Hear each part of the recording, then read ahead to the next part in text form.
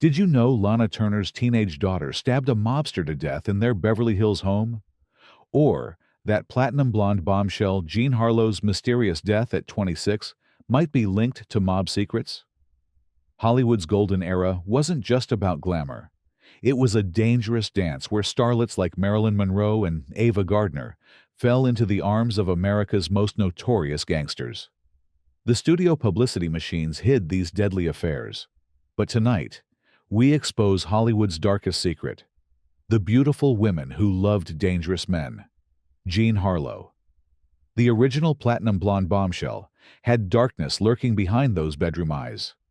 Jean Harlow wasn't just MGM's greatest sex symbol of the 1930s. She was caught in a dangerous web of mob connections that may have cost her dearly.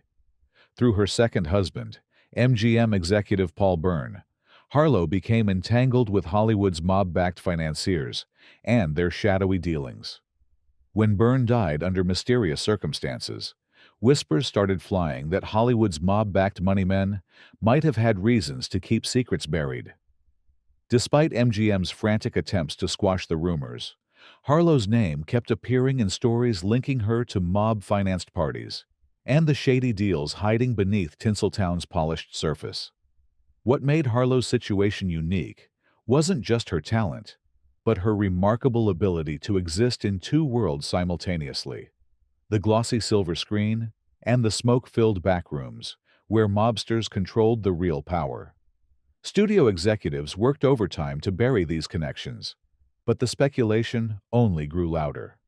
Marketed as the innocent girl with the platinum hair, gossip columnists painted a very different picture. One of Hollywood's first blonde starlets whispered about as a gangster's moll. Her early death at 26 only deepened the mystery surrounding her connections to the underworld, leaving fans to wonder what secret she took to the grave. Lana Turner. Few actresses lived a life as dramatic off-screen as Lana Turner. The woman who made hearts race in The Postman Always Rings Twice lived a private life that could have been pulled straight from a noir script. At the center of one of Hollywood's most shocking scandals was Turner's volatile relationship with Johnny Stompanato, a handsome, slick enforcer who worked as the right-hand fixer for notorious mob boss Mickey Cohen. What started as a glamorous romance quickly descended into terror. The Los Angeles Examiner reported she often used makeup to hide bruises, and Stompanato's jealousy was legendary. He once pulled a gun on a director who made an offhand joke to Turner at a Cairo club party. The relationship reached its bloody climax in April 1958, when Stompanato was fatally stabbed in Turner's Beverly Hills home by her 14-year-old daughter, Cheryl Crane. The teenager acted during a heated argument, fearing for her mother's life. America was stunned as the New York Daily News blared, "Hollywood's Golden Girl, 14-year-old daughter, and death of a gangster lover," across its front page. Turner's career somehow survived the scandal. Instead of fading away, she leaned into the drama, with her films in the late 1950s and early 60s, often melodramas filled with betrayal and passion, mirroring her off-screen chaos. Audiences didn't just buy tickets for her performances. They bought into the legend of a woman caught in the dangerous pull of mob ties. Virginia Hill. Unlike many actresses who were whispered about, Virginia Hill didn't just flirt with the lifestyle, she lived it. A fiery redhead who could light up a room, Hill was more than just Bugsy Siegel's girlfriend. She was deeply embedded in the network itself, working as a courier and companion in a world where Hollywood glamour and mob money often overlapped. Hill started as a bit player, drifting into show business through charm and ambition, but quickly realized her greatest stage wasn't in front of the camera, but in the smoky backrooms where power was traded. With Siegel, she wasn't just starlet arm candy, she became a trusted partner. When Siegel launched his vision of Las Vegas with the Flamingo Hotel, Hill was right there, mixing with stars, politicians, and mob backers. Her Hollywood appearances were few, but her reputation was legendary.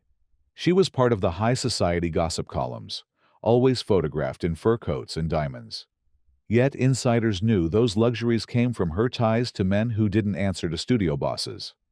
For many, Hill embodied the very definition of a moll: glamorous, untouchable, but also dangerous by association. And unlike others on this list, she seemed to thrive in that role. Virginia Hill wasn't pretending to be part of the underworld.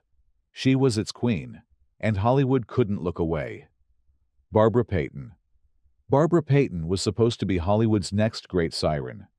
With her piercing eyes and bold presence, she lit up films like Kiss Tomorrow Goodbye, alongside James Cagney. But instead of climbing to stardom, her personal life pulled her into a spiral that tabloids couldn't get enough of. Payton's choices in men were headline fuel. She was linked to tough actors who themselves had underworld friends. And then came her entanglement with Tom Neal and Franchot Tone. Their public brawl over her wasn't just Hollywood gossip. It was the kind of chaotic drama that connected her name to dangerous company. To studios, she quickly became too risky, and the big roles dried up almost overnight. Much of it came from the perception that she wasn't just a starlet with poor taste in men. She was too close to figures that frightened the straight-laced Hollywood establishment. Barbara Payton became the cautionary tale of a rising actress who let her personal life outshine her career. She had the looks, the talent, and the opportunity, but by stepping into the wrong spotlight, she ended up remembered less as a star and more as one of Hollywood's most infamous molls. Her rapid fall from promising starlet to Hollywood outcast remains one of the industry's most tragic examples of how dangerous connections could derail even the most promising careers. Ava Gardner. Ava Gardner was the very picture of Hollywood glamour. She was the woman men crossed oceans for, and the woman other actresses envied. But while her marriages and romances made headlines, what raised eyebrows were her connections that seemed to brush too close to the mob world. Through her high-profile relationship with Frank Sinatra, Gardner found herself at the center of whispers about Sinatra's own uneasy ties with underworld figures. Sinatra was known for his fiery temper and powerful friends, and Gardner, glamorous, outspoken, and unapologetically independent, was right there beside him. Some insiders claimed she attended parties where the guest list looked less like Hollywood royalty and more like a mobster's roll call. Gardner herself wasn't accused of wrongdoing, but proximity was enough. The public imagination did the rest. To her fans, she was more than just an actress. She was the kind of woman who could walk into any room, no matter how dangerous, and own it completely. What's fascinating is how Gardner turned that dangerous edge into part of her legacy. On screen, she was sultry, untouchable, and magnetic. Off-screen, she carried that same energy, making her both admired and feared. She wasn't just a star, she was a legend, and her rumored mob ties only deepened the mystique that made her one of Hollywood's most enduring icons. Marie McDonald. Marie McDonald earned her nickname from the press long before she earned respect as an actress. Dubbed the Body for her statuesque figure, she quickly became one of Hollywood's most photographed women of the 1940s and 50s. But while her beauty turned heads in front of the camera, it also drew the attention of men whose power didn't come from studio contracts. McDonald's personal life became a revolving door of high-profile romances, many of which linked her to men with serious underworld reputations. Her love life filled gossip columns as much as her movies did, and it wasn't long before the line between Hollywood star and gangster's girlfriend blurred. Some stories even suggested her career was boosted by powerful figures behind the scenes who weren't exactly producers or directors. What made McDonald's story stand out was how unapologetically she leaned into her image. She wasn't trying to be the girl next door. She wanted to be the glamorous star who lived larger than life, even if it meant attracting the wrong kind of attention.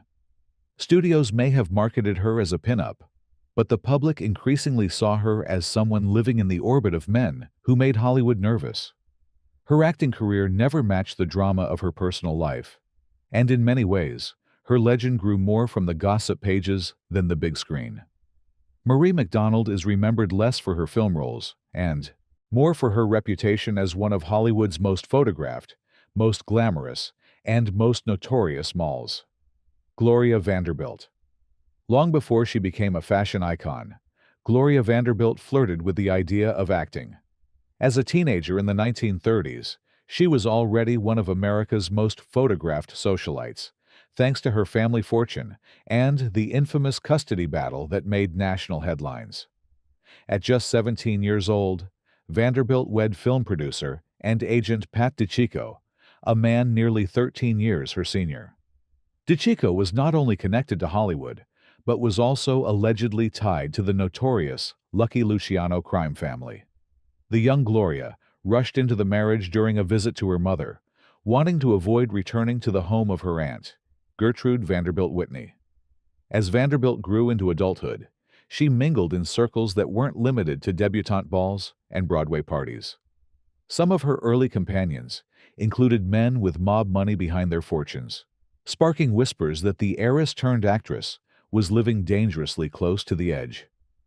Unfortunately, Vanderbilt quickly realized that the marriage was more than just a poor decision.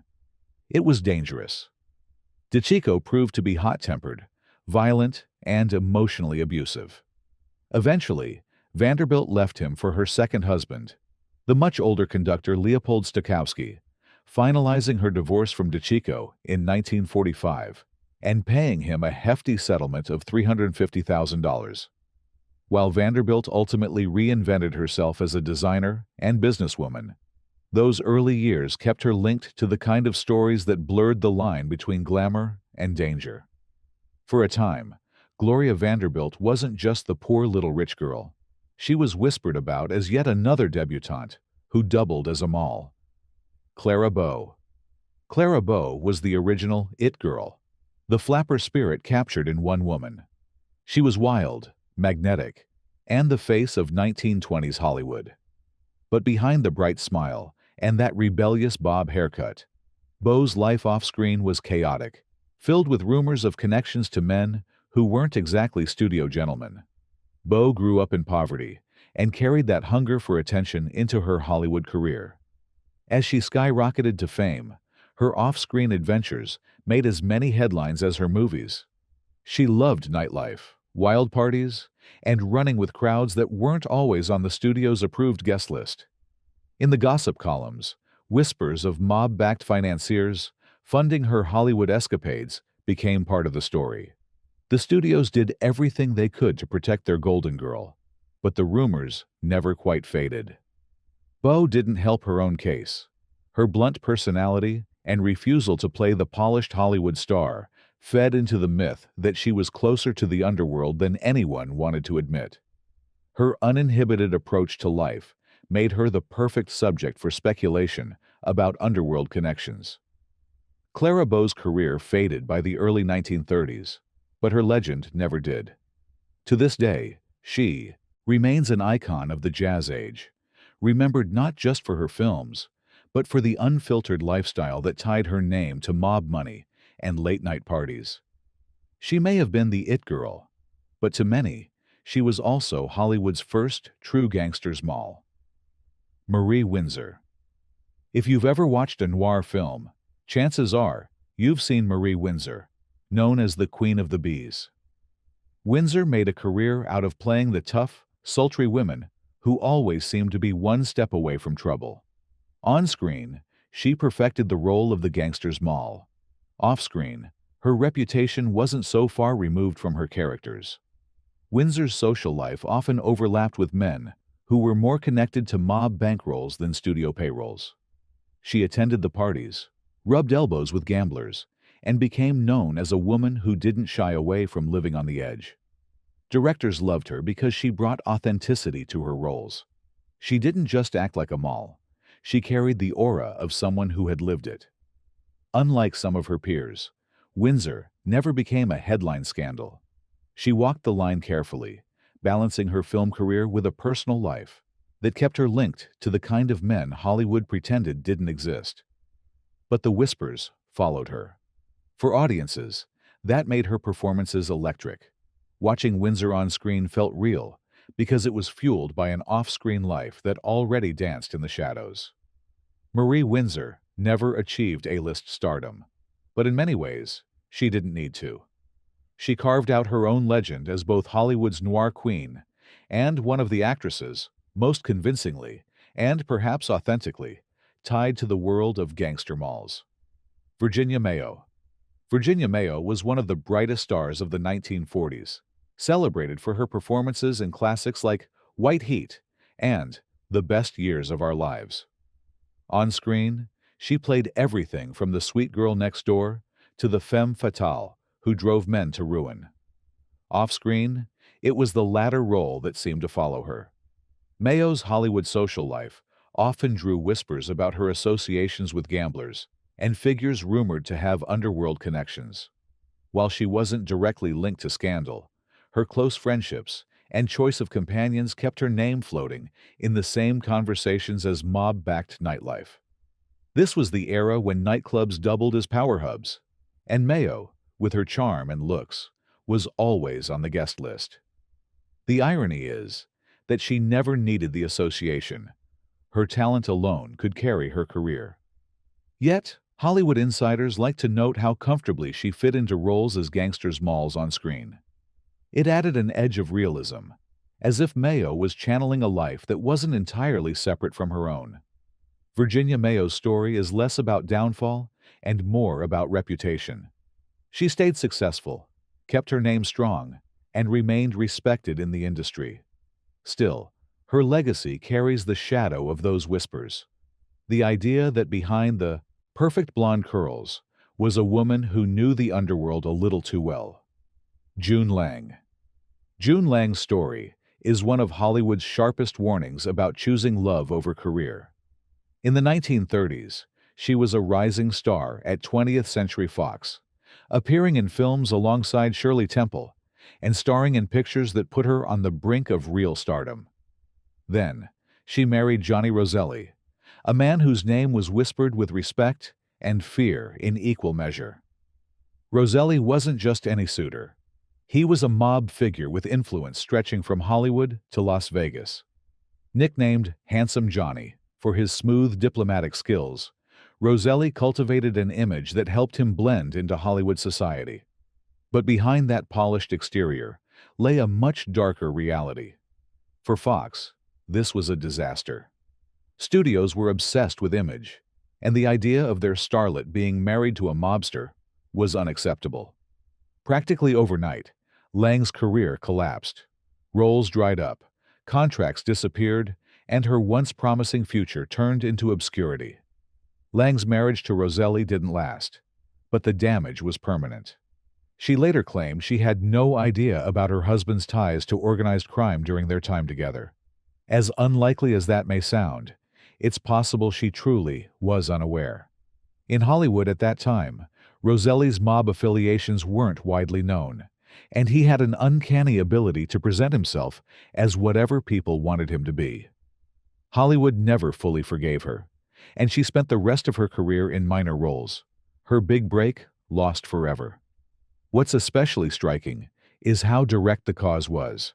Unlike other actresses whose reputations were built on rumors, Lang's career was torpedoed simply because she chose the wrong man. Marilyn Monroe. America's most iconic blonde bombshell had darker connections than most fans ever realized. Marilyn Monroe's glamorous image concealed a web of dangerous relationships that may have contributed to her mysterious death. On a summer night in July 1962, at director George Cukor's lavish Beverly Hills estate, a party buzzed with Hollywood's most powerful guests. The real stir wasn't the glamorous star parade, but the moment Marilyn Monroe stood beside Sam Giancana, the infamous boss of the Chicago outfit, a man the FBI once ranked among the 10 most dangerous in America. By then, Monroe was exhausted, caught in a tangled triangle with President John F. Kennedy and his brother, Robert Kennedy. Her close friend, actress Jean Carmen, later admitted on CBS that Marilyn often lamented, "I'm just a decorative object in this world of power."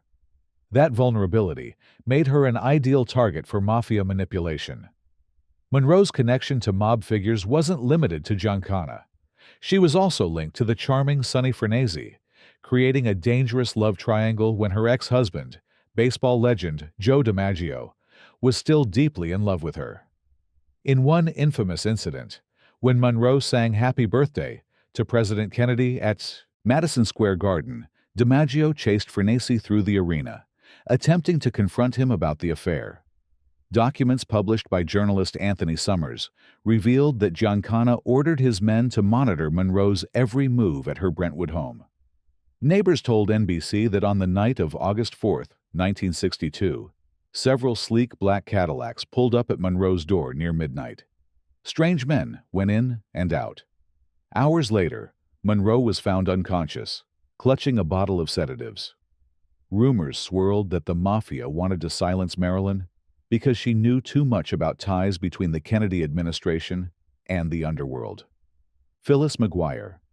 The Maguire sisters were one of the most popular female singing groups of the 1950s, known for their wholesome image as daughters of a minister. That reputation was challenged when glamorous lead singer Phyllis Maguire embarked on a scandalous romance with notorious Chicago mob boss Sam Giancana. Giancana first noticed Maguire while she was performing with her sisters at the Desert Inn in 1959. Impressed, he even intervened to cancel a substantial debt she owed the casino. What began as a favor quickly blossomed into one of Hollywood's most talked-about forbidden romances. Though Maguire initially testified before a grand jury in 1965 that she and Giancana were only friends, she later admitted that the relationship had been romantic. She insisted that at the time of their first meeting, she had no idea who he was. Despite their feelings, Maguire faced immense pressure to end the relationship. The affair threatened the Maguire sisters' career, upset their parents, and even drew the attention of the FBI, which investigated Giancana and went so far as to plant listening devices in Maguire's bedroom. Time magazine remarked, "Whenever Maguire sings, audiences hear not only music, but the echo of Chicago shadows." The scandal peaked in 1965, when the FBI's surveillance was leaked to the press. The Chicago Tribune and Los Angeles Times blared, "America's sweetheart in the arms of a mob boss," and Maguire's once pristine image became a national punchline. In a 1967 CBS interview, Phyllis wept, "I just love the wrong man. I wasn't involved in his business." But it was too late. Radio stations banned Maguire sisters' tracks. Performance contracts evaporated. The group disbanded. From a symbol of innocence, she became living proof that a single wrong love could destroy an entire career. Donna Reed. Donna Reed is best remembered as one of Hollywood's most wholesome stars. She won an Academy Award for her role in From Here to Eternity. But to millions of Americans in the mid-20th century, Reed embodied the image of the perfect homemaker through her television series, The Donna Reed Show, where she played the ever-gracious Donna Stone. That's why it comes as such a surprise to learn that in the late 1940s, Reed was romantically linked to mobster Johnny Roselli. Handsome and charming, Roselli easily moved in Hollywood social circles, reportedly dating not only Reed, but also Lana Turner, Betty Hutton, and several other actresses of the era. Nicknamed the Henry Kissinger of the mob for his smooth diplomatic skills, Roselli cultivated an image that helped him blend into Hollywood society.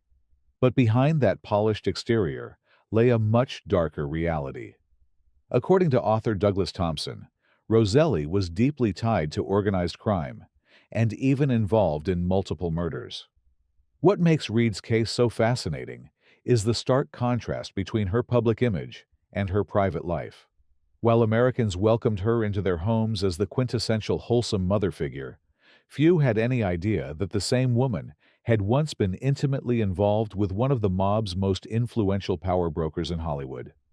Reed's ability to completely separate these two worlds, maintaining her squeaky clean image while having navigated dangerous romantic waters, speaks to both her exceptional acting skills and Hollywood's unparalleled talent for image management and secret-keeping. Jayne Mansfield. Given how much time the Colombo family underboss Sonny Fornesi spent at iconic nightclubs like the Copacabana, it's no surprise that he mingled with countless celebrities. What is surprising, however, is that he was romantically linked to some of the most famous actresses of 1950 and 60, including Marilyn Monroe, Diahann Carroll, and Jayne Mansfield. According to crime reads, Mansfield was madly in love with Fornesi. Their first meeting was the stuff of nightclub legend. One evening at the Latin Quarter, the glamorous star suddenly appeared on stage and looked directly down at Fornesi, leaving the mobster stunned by her presence. At the time, Mansfield was married to actor and bodybuilder Mickey Hargitay. She reportedly told Fornesi that her husband would be taking her home that night. The mobster, unfazed, warned her that if Hargitay showed up at the club again, he would beat him up. Despite Mansfield's infatuation, the romance never developed into anything lasting. For Fornesi, handsome, charming, and constantly surrounded by admirers, it was just another fleeting affair while he continued to play the field. What truly set Mansfield apart from other Hollywood mob romances was her brazenness. Unlike many actresses who tried to hide their underworld connections, Mansfield seemed drawn to the danger, publicly flirting with one of the most powerful mobsters in New York. Her platinum blonde bombshell image, already controversial for its over-the-top sexuality, only became more scandalous with her mob associations, and she appeared to relish every moment of it. Billie Holiday. It's well known that the legendary jazz singer Billie Holiday endured a deeply troubled personal life. Born into hardship, she survived an abusive childhood, faced relentless struggles with addiction, and encountered countless other challenges. That she still managed to leave behind such an extraordinary musical legacy in only 44 years is nothing short of remarkable. Her love life was yet another source of pain.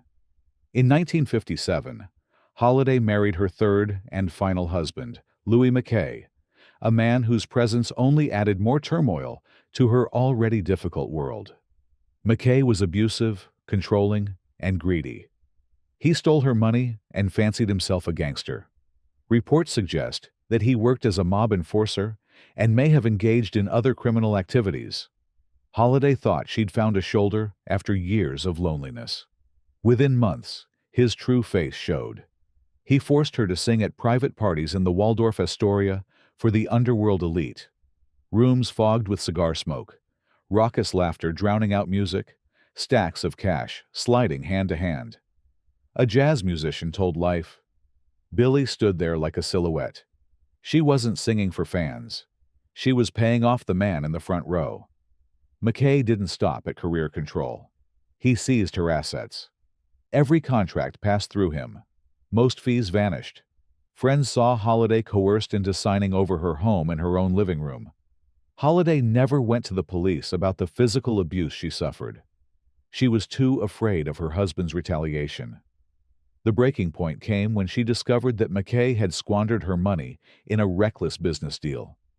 When she crumbled, McKay vanished. When she rallied, he returned tighter than before. On July 17, 1959, Holiday died at Metropolitan Hospital in Manhattan with just $750 to her name. Anita Page. Anita Page was MGM's golden girl of the late silent era.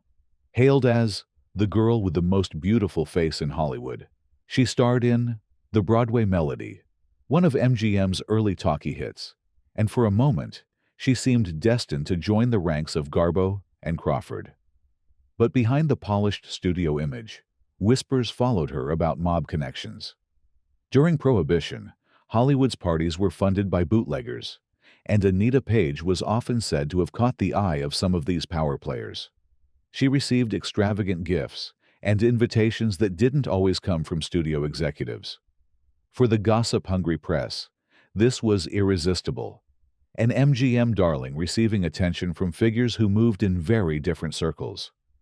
Page denied the rumors, but her career slowed by the mid-1930s. Studios turned to new faces, and she faded from the spotlight, her legacy tinged with the mystery of whether the whispers were true.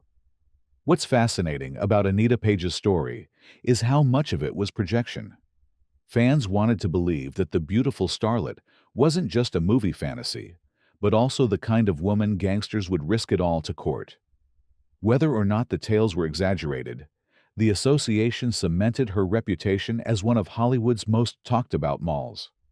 As the transition from silent films to talkies claimed many careers, Page's early retirement was attributed to her marriage. However, some historians suggest her rumored mob connections made studios nervous during an era when they were desperately trying to clean up Hollywood's image. Those whispers may have cost her what could have been one of the great careers of early Hollywood. Joan Blondell. Joan Blondell was one of Warner Brothers' most beloved stars, lighting up the 1930s with her sparkling humor and quick wit. She was the wisecracking blonde who could steal a scene with a single line, and audiences adored her. But while Blondell was squeaky clean on screen, off-screen, she was rumored to mingle with men whose business dealings weren't always legitimate. Hollywood in the Depression era was heavily bankrolled by mob money, nightclubs, casinos, even some studio investments. Blondell, with her approachable charm, fit perfectly into that world. She attended the parties, laughed with the power players, and earned a reputation for being connected to gamblers and financiers who had one foot in Hollywood and one foot in the underworld. Unlike some contemporaries, Blondell's career didn't collapse because of it. She was too talented, too popular, and too smart to let gossip ruin her. But the stories followed her for years, painting her as someone who knew how to play the game off-screen as well as she did on-screen. Blondell's story shows a different side of the gangster moll archetype. She wasn't destroyed by it. If anything, she used the association to give her roles more credibility. When Joan Blondell played the sassy blonde in smoky nightclubs, audiences believed it because, in a way, she had already lived it. While many actresses saw their careers tank from mob associations, Blondell managed to navigate these dangerous waters with remarkable savvy. Her ability to maintain both her reputation and her relationships made her a rare success story in an era when the wrong connection could end a career overnight. From platinum blondes to jazz legends, these women walked the dangerous line between stardom and the underworld. Some were victims, manipulated by powerful men. Others were willing participants, drawn to the danger and excitement. Either way, their stories reveal a side of Hollywood's golden age that studio publicists worked desperately to hide. Which of these stories shocked you the most? Was it wholesome Donna Reed's secret mob romance? Or perhaps Marilyn Monroe's dangerous final days? Drop your thoughts in the comments below. And remember, for every Hollywood secret we've uncovered, dozens more remain buried in Tinseltown's shadowy past. What dangerous liaisons might today's stars be hiding?